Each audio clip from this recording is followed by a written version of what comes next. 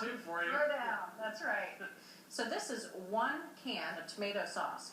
It's already cooked, so why cook it twice? Now to that I'm going to add tomato paste. This is 3 tablespoons.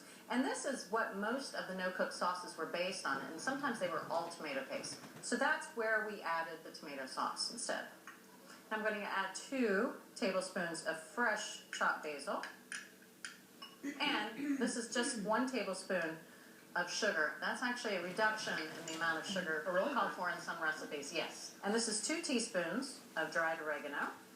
Just mix this together, and that is it. That's the pizza sauce. That's it? Yep, that's it.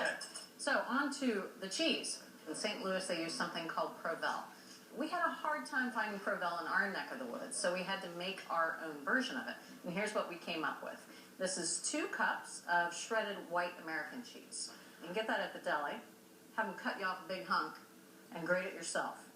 Now this is a ½ cup of Monterey Jack. That goes in, shredded. All right, so we've got tangy, we've got creamy, now we need smoke. And what better than to use liquid smoke? It was exactly the same flavor that we found in Provel, but you have to use a very, very tiny amount of liquid smoke, about 3 drops. So what I'm going to do is pour it into the cap. If you have one of those eyedroppers at home, those work great. 1, 2, 3.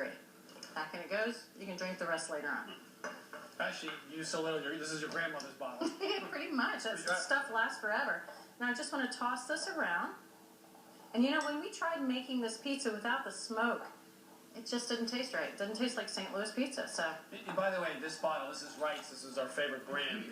They take wood chips, they smolder, they put it through a condenser, filter out the toxins and the resins and that sort of thing. You end up with the flavor of smoke that's been... How much did Wright's pay for that? So cheese is ready. Let's move on to the crust. No, they don't I'm going to pay. start off with 2 cups of all-purpose flour. And now I'm going to add 2 tablespoons of cornstarch. It keeps the dough nice and crisp, but it also lightens it up. It makes it more cracker-like. Now something else that's going to help with crispness is sugar. Traditionally, believe it or not, in the St. Louis pizza dough recipes that we found, they add corn syrup. But corn syrup really kind of made it too pliable, not cracker-like, but the sugar adds the same sweetness and helps it get crisp, and that was 2 teaspoons. Now I've got 1 teaspoon of baking powder and 1 teaspoon of salt. So there seems to be something missing here. Yeast. I mean, usually you make pizza, it's yeast. It will sit around 2 hours. Roll it out, let it sit, put it in the oven. There's no yeast in here. Baking powder is what's going to be the leavener. The baking powder is going to help this be more like a cracker than a bread. I've got here 2 tablespoons of olive oil. Just going to mix it with my water. That's 1/2 cup of water plus 2 tablespoons. Pour it right in there.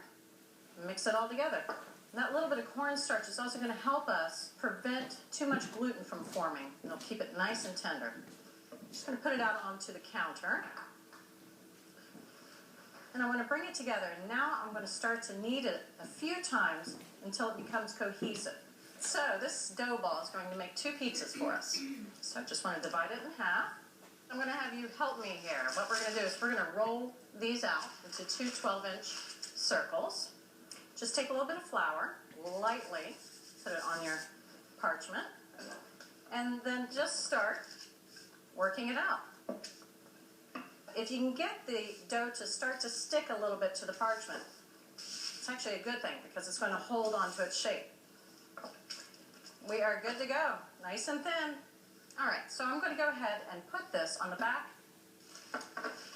an inverted baking sheet. That's going to act as kind of a pizza peel, make it a lot easier to get it in and out of the oven. We're going to bake the pizza right on this parchment, so it's going to be easy to get in and out.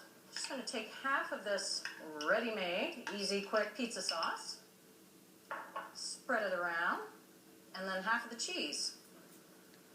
So this is ready to go in the oven, but you have to admit, from start to finish, that was pretty darn quick. It's about 10 minutes. Yeah, exactly. I admit it was fast. Yeah, I'm going to go ahead and put this in a 475-degree oven. Now, we've got a baking stone in there that's been heating up for about a half an hour. You want to let it sit in there for at least a half an hour, get good and hot. That's going to get the bottom of this super crisp all the way through to the middle.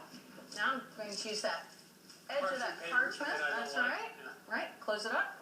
All right, so we're going to leave that pizza in there until it gets good and golden brown, and that's going to take about 9 to 12 minutes. And meanwhile, we're going to talk about some of our favorite pizza gadgets right here at Cook's Country. What was it?